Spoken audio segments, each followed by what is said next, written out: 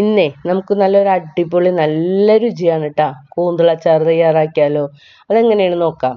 അതിനുവേണ്ടി ദേ 4 വലിയ കൂന്തൾ ഇട്ടിട്ടുണ്ട്. അതൊക്കെ ഒന്ന് കട്ട് ചെയ്ത് ക്ലീൻ ചെയ്തെടുക്കട്ടെ. അത് കട്ട് ചെയ്ത് ക്ലീൻ ചെയ്തതിന് ശേഷം നല്ല വട്ടത്തിൽ അരിഞ്ഞെടുക്കണം കേട്ടോ. നല്ല രസമായിരിക്കും കാണാനായിട്ട്.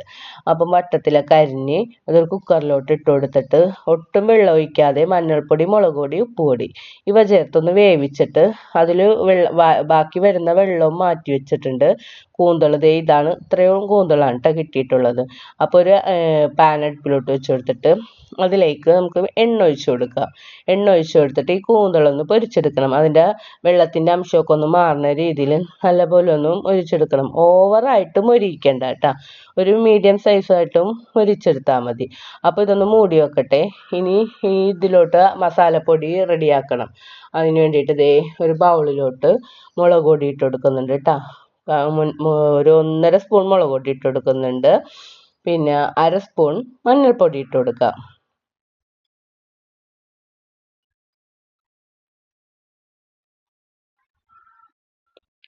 ഇനി ഇടുന്നത് 1/2 സ്പൂൺ ഉലുവപ്പൊടിയാണ് കേട്ടോ. എല്ലാം ചെറിയ സ്പൂണാണ്, അതുകൊണ്ടിട്ടാണ്. ഒരു 1/2 സ്പൂൺ ഉലുവപ്പൊടി ഇട്ട് കൊടുക്കുന്നുണ്ട്. 1 സ്പൂൺ കുരുമുളക് പൊടി ഇട്ട് കൊടുക്കുക. പിന്നെ അച്ചാർ പൊടി അല്ല ഇടുന്നത്, ഇതിലേക്ക് ഞാൻ കായത്തിൻ്റെ പൊടിയാണ്. അപ്പോൾ നമുക്ക് കുറച്ച് കായത്തിൻ്റെ പൊടി ഇട്ട് കൊടുക്കാം.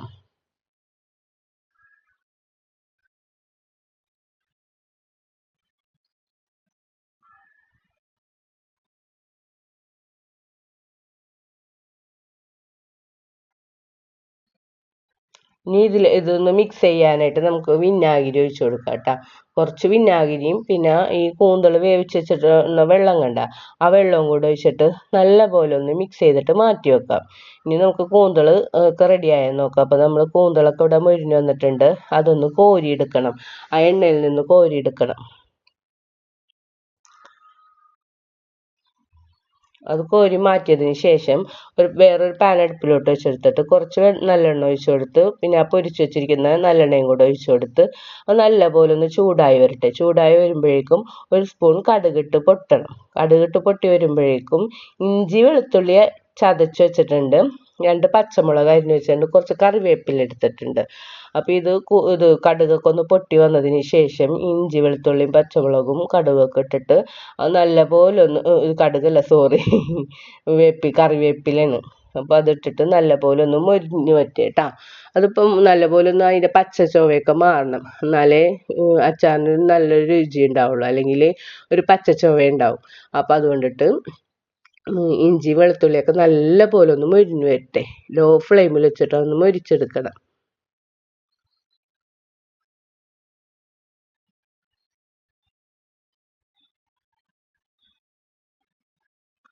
ഇഞ്ചി വെളുത്തുള്ളിയൊക്കെ നല്ലപോലെ മൊരിഞ്ഞ് വന്നിട്ടുണ്ട്. നമ്മൾ മിക്സ് ചെയ്ത് വെച്ചിരിക്കുന്ന മുളക് പൊടിയുടെ മിക്സ് അതിലോട്ട് ഇട്ടിട്ട് നല്ലപോലെ ഒന്ന് ലോ ഫ്ലെയിമിൽ വെച്ചിട്ട് എണ്ണ തെളിയണോടം വരെ ഒന്ന് അത് നല്ലപോലെ ഒന്ന് ഇളക്കി അതിൻ്റെ പച്ചച്ചുവയൊക്കെ ഒന്ന് മാറിക്കഴിഞ്ഞതിന് ശേഷം പാത്രത്തിലോട്ട് നമ്മൾ കൂന്തൾ വേവിച്ച് വെച്ചിരിക്കുന്ന വെള്ളം കണ്ട ആ വെള്ളം ഒഴിച്ച് കൊടുത്തിട്ട് നല്ലപോലെ ഒന്ന് മിക്സ് ചെയ്തിട്ട് അതിലോട്ട് ഇട്ട് കൊടുക്കണം. എന്നിട്ട് അത് നല്ലപോലെ ഒന്ന് ഇളക്കി യോജിപ്പിക്കണം കേട്ടോ. നമ്മൾ കൂന്തൽ വേവിച്ചപ്പോൾ അല്പം ഉപ്പിട്ടതാണ്. പിന്നെ കുറച്ച് ഉപ്പിട്ടിട്ട് നോക്കാം, ഇനി വേണമെന്നുണ്ടെങ്കിൽ പിന്നെ ഇട്ട് കൊടുക്കാം. ഇപ്പം കുറച്ച് ഉപ്പിട്ട് കൊടുക്കുന്നുണ്ട് കേട്ടോ. എന്നിട്ട് കുറച്ച് ഉപ്പിട്ട് കൊടുത്തിട്ട് നല്ലപോലെ ഒന്ന് ഇളക്കിയെടുക്കണേ.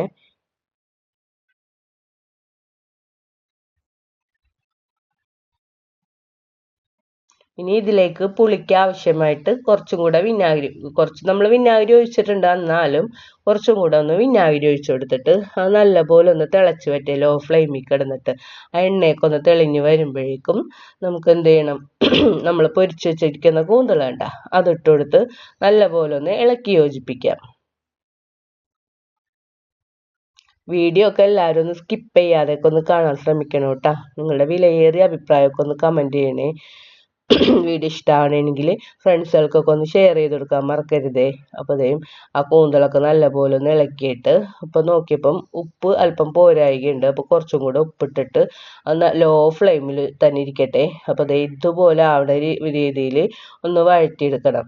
എന്നിട്ട് ഇനി ഗ്യാസ് ഓഫ് ചെയ്യാം, കാരണം ഇനി ഇത് ഇരുന്നിട്ട് ഒന്നും കൂടെ ഒന്ന് സെറ്റ് ആകുമല്ലോ. അപ്പോൾ നല്ല അടിപൊളി കൂന്തളച്ചാറാണ്. വീഡിയോ ഇഷ്ടമായാൽ ലൈക്ക് ചെയ്യാനും ഷെയർ ചെയ്യാനും കമൻറ്റ് ചെയ്യാനും മറക്കരുത് കേട്ടോ.